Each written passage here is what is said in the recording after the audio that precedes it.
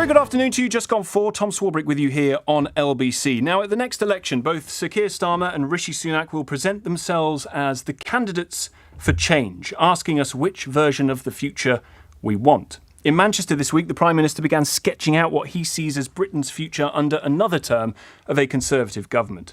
To walk us through his vision, I'm pleased to say the Prime Minister, Rishi Sunak, joins me live in the studio on LBC. Thank you very much indeed for coming in. First things first, Prime Minister. How many favours did you call in at home to get your good lady wife to give that speech before your... Well, first of all, good afternoon. Great to be here. And, you know, funnily enough, I didn't actually know she was doing it until very late. It was kept from me until quite late in the process. You must have been sweating when she was... I know, and I didn't know what she was going to say until she actually said it. So I heard it all at the same time as all of you. I was watching backstage. But you know what? It was very sweet. And it was a big day for me. I was making a big speech, 3 massive announcements to change the direction of our country. So to have her there to support me during all of that was really nice. Well, let us turn to the subject matter in that speech. You started by talking about a 30-year false consensus in British politics, that HS2 was the embodiment of that false consensus.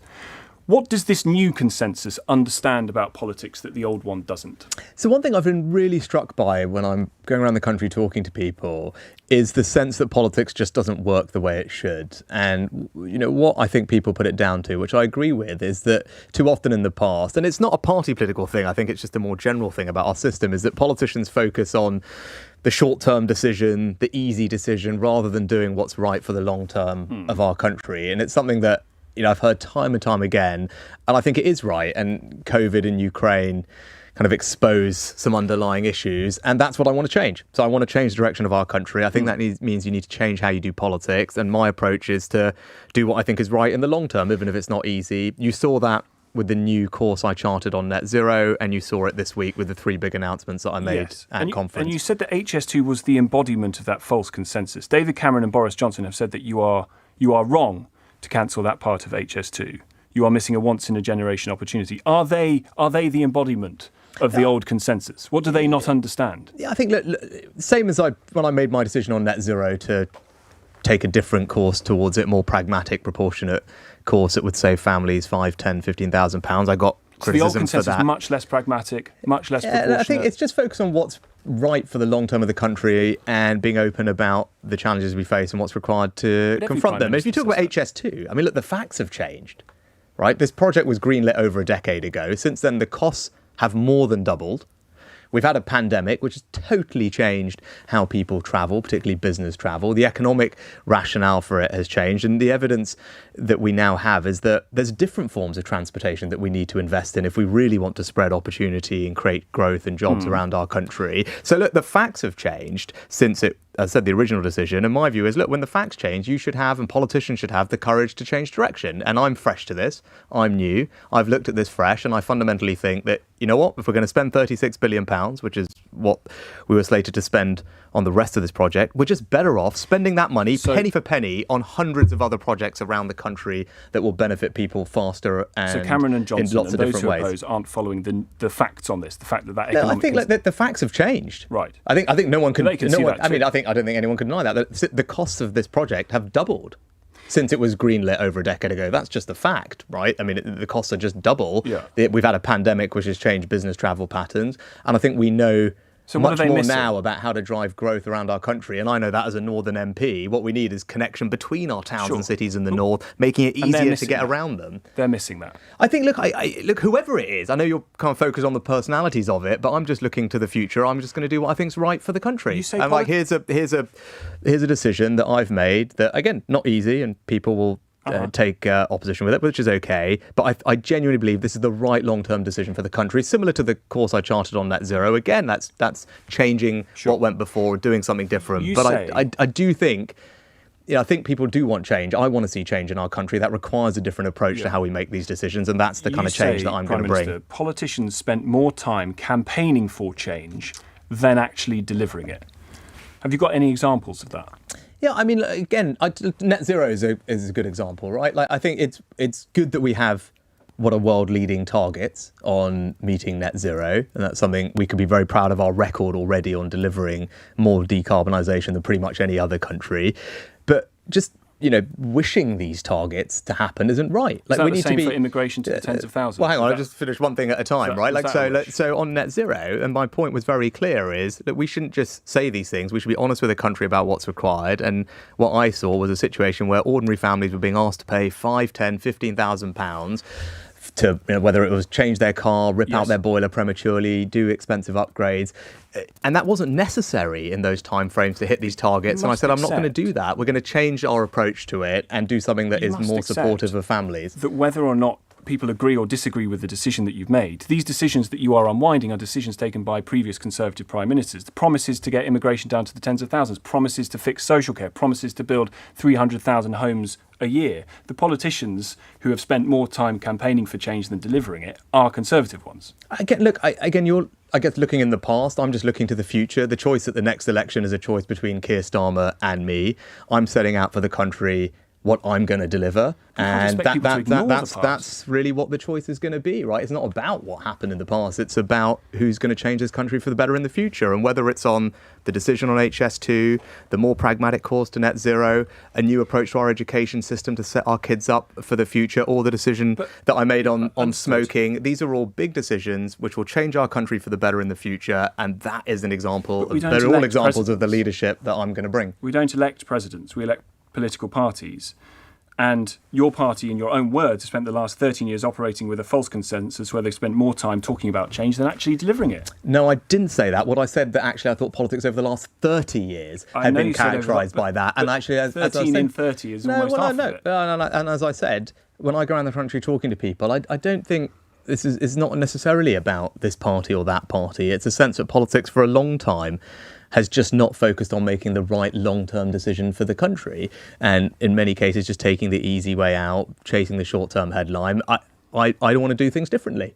And these decisions on net zero, on HS2, on smoking, on changing the education system are all examples of me making a decision that I believe is right in the long term. And as you've articulated, there'll be criticism of those policies, and that's okay. But I genuinely want to deliver change for this country, and I'm prepared to do things differently to make sure that change happens for them. Tell voters to ignore the past, focus on the future, despite the 13 years in government.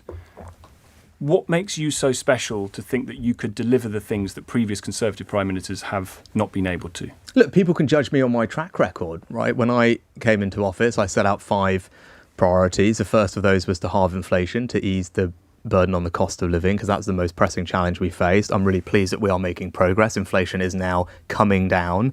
That is making a difference to people. I said I would deliver that, and we're on track to do so. Stopping the boats, tackling illegal migration was another of those priorities. And again, for the first time ever since small boats became a phenomenon, the numbers are down this year. They're down by a fifth as a result of all the measures that I've taken and the government's taken. Whilst I was just getting back from Europe yesterday talking about this topic with other leaders, the numbers in the rest of Europe are up. Well, can I ask you about infrastructure? Because you talked about HS2. How long have you been working on the Network North plans? Also, we've been working on it for a while. Because this is a big decision, £36 billion worth of spending. I think your listeners would expect government, me, to go through these things properly and in detail to make sure that we've thought long and hard about what the right thing to do is. And that's what we've done. And what is this document? Is it a promise? Is it a pledge? Is it a plan? This is guaranteed to happen? I mean, we've set out in detail all the different ways in which this funding can be used. But I think, again, this is a big difference, right? And people say, well, how can we be sure this is going to happen? It's because actually it's going to be local people that are much more in charge of how to spend this money than it was in the past. Rather than Westminster politicians dictating to local areas about what they do, what this represents is far more money being given to local people, local areas, mayors, councils, etc., all around the country, so they can prioritise the types of transport that is right for their area. So that is a big change from what's happened before. But people are going to start seeing the benefits of this very quickly. To give you an example, in just a few weeks, the bus fares. Exactly. Bus fares were due to go up to £2.50. But given you've worked on this for a long time, Prime Minister, there might be people... Bus fares, no, this is really important, because buses are the most popular form of public transportation. I take the bus regularly from the station, and having it £2 is very good. But as people listening to this and watching it on Global Player will see in this announcement, is you've announced new and we can't fault your delivery here, because you've announced new projects that already exist. The Nottingham Trans System extension to Clifton South opened 8 years ago. Was that included in error in this plan? No, again, none of these things were fully funded before. Believe me, I know. I'm New sitting on the funding inside. could see the Metrolink right? tram network extend to Manchester Airport. It opened in 2014, Prime Minister. No, hang on. There's more money for local areas to prioritise the extensions of all their trams. The Leeds tram being a great example, one of the biggest cities in Europe without a full tram service, which has never before had the full funding that it is now going to get to develop the full tram, not just a business case, not just development funding, but the full tram. Bradford, brand new station, not there. The old Leamside line in the northeast was included in the plans, but was removed from it after 24 hours. No, actually, what's happening there is the North East Mayor is going to be given over £1.5 billion. So that is going to happen. The North East Mayor is going to be given £1.5 billion for him to spend, or that mayor to spend in the future, on the priorities of the people, which could well include the Leamside line. But here's the point. It shouldn't be a Westminster politician making that decision for the people of the North East. It's right that local leaders in those areas are given the funding and able to make the decisions that are right for their area. And that's going to be different wherever you go in the country. But what this represents is a massive transfer of resources to local areas to spend on the priorities that are important to them. And I think that's just the better use of that £36 billion. Is HS2 going to go all the way to Euston? And who's going to fund that? Yeah, so it's worth bearing in mind. HS2 trains are also going to go all the way to Manchester, because there's some confusion about this, and the journey time from Manchester to central London, to Euston, will be cut by half an hour. So even people in Manchester and the northwest will benefit from that. There's been some reporting that the Euston bit isn't going to be funded by government money. We've rescoped Euston to save the taxpayer billions of pounds, which is the right thing to do. And building on the successful model that we've done at Battersea, we're going to create a development corporation there, which will be able to be funded in part by the private sector, but also, crucially, particularly for those listeners in London, is going to unlock thousands of homes. So I think that's one of the exciting opportunities now at Euston. It's not just a station. We're going to unlock thousands of homes, business opportunities, and do so in a more cost-effective way for the taxpayer. And again, modelled on the success of what's happened at Battersea. Can I ask you about homes? Are you going to commit to a target for house building?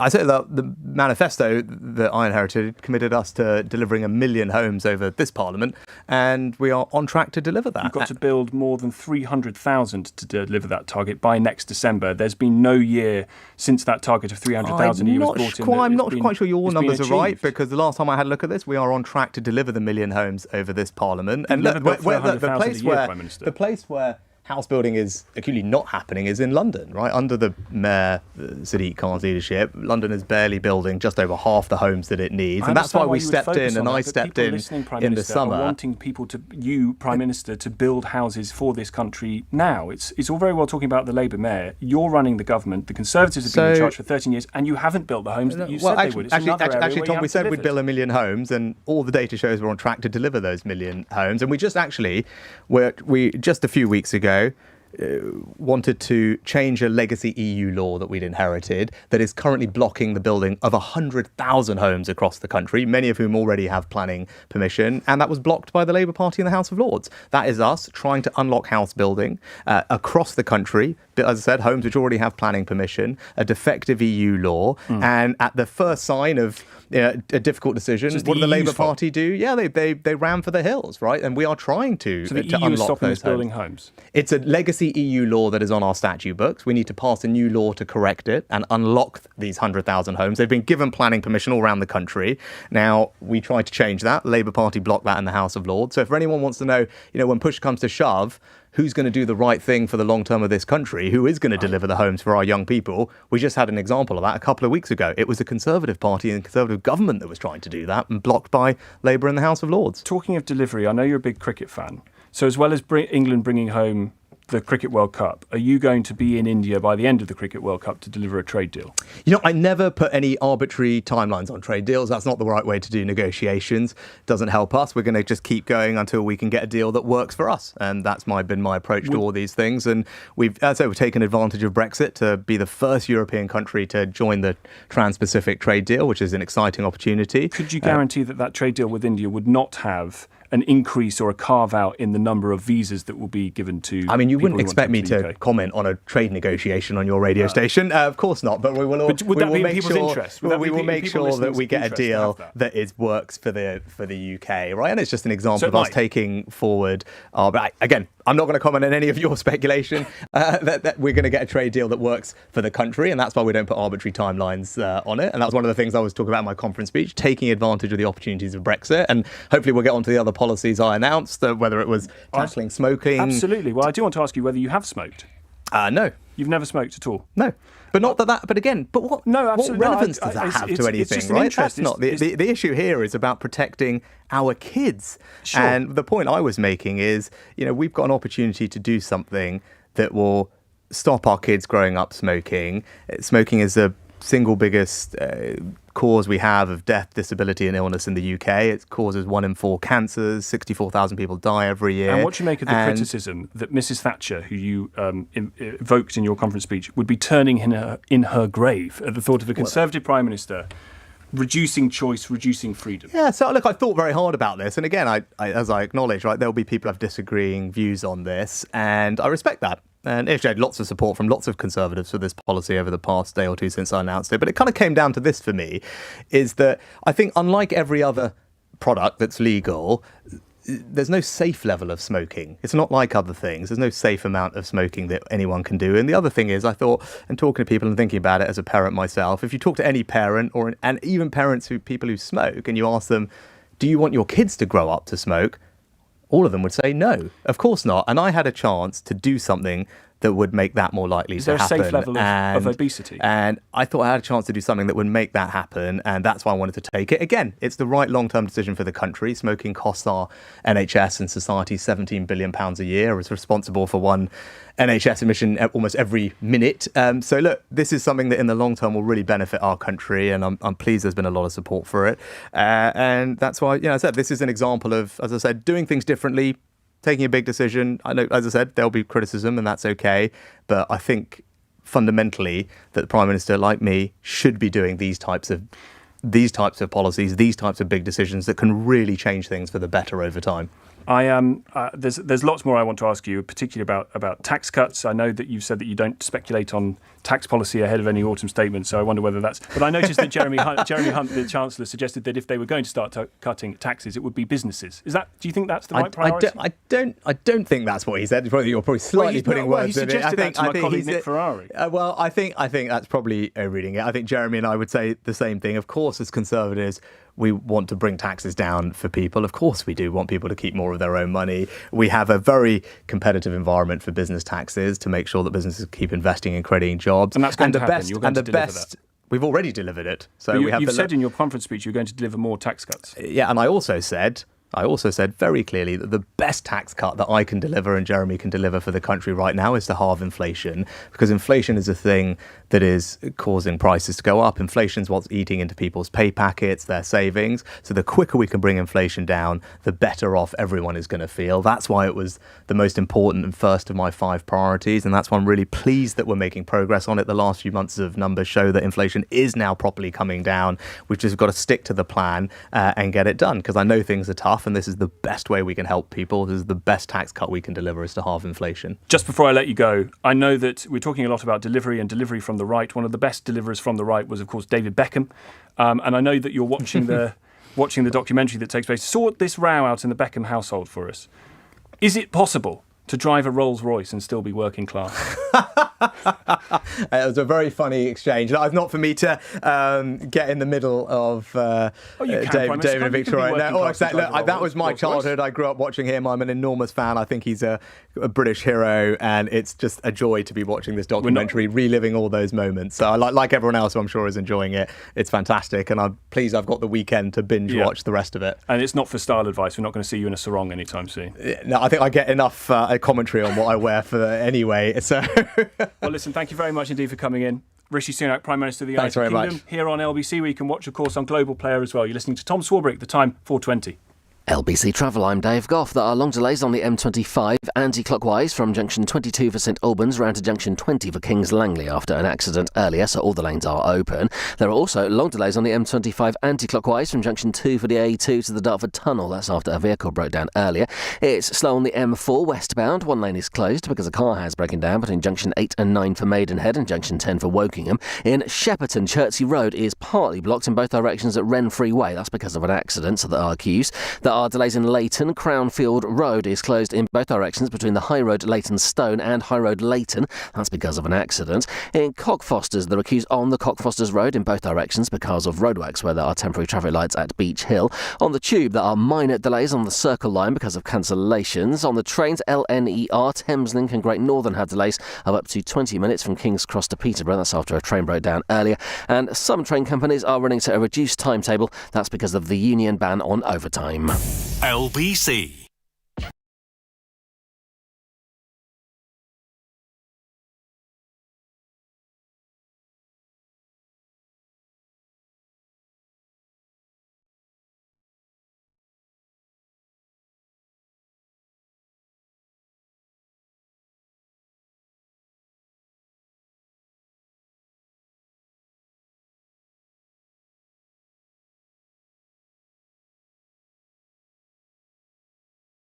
Call Tom Swarbrick 0345 6060 973 LBC.